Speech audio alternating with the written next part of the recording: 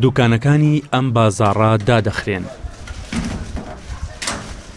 ئیسرائیل بۆ جاری سێهەم بۆ جێبەجێکردنی ڕێکارەکانی کۆرۆنا قەدەغەی هاتوچۆی ڕاگەیاند. ئەوەش دوایەوەی شەپۆلێکی بەرفراوانی توشبوون بە ڤایرۆسەکە ئەو وڵاتەی گرتەوە. ئەم قەدەغەیە لانی باش و خراپی هەیە. باشە لەبەرەوەی پێویستە ڕێگری لە بڵاوبوونی ڤایرۆسەکە بکرێت. شتێکی قورسە ڕێگری بکەی خەڵکی نەخۆش بکەون و بمرن. لەلایەکیشەوە خراپە چونکە زیانی ئابووری خراپی هەیە لەسەر ژیانی خەڵکی. ڕێوشوێنە جیەکانی ئیسرائیل هاوڵاتیان ناچارەکات لە ماڵەکانیان بمێننەوە. شوێنە گشتیەکان دادەخرێن و بۆنە و ئاهەنگەکان بەڕێوە ناچن.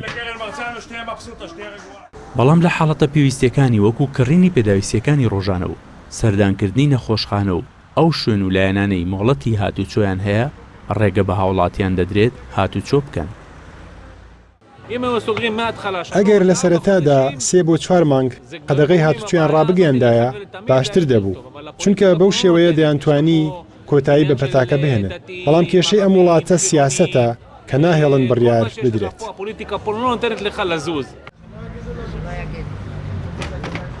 بۆ جاری سێمە قەدەغەی هاتوچۆ لە ئیسرائیل ڕاداگەیەنرێت. لە چەند ڕۆژی ڕابردوودا حکوومەتی وڵاتە ڕایگەیاند ڕێوشوێنی جددی دەگرێنە بەر، چونکە لە پێشتردا جێبەجێکراوە و کاریگەری لەسەر کەمبوونەوەی بڵاوبوونەوەی ڤایرۆسەکە هەبووە.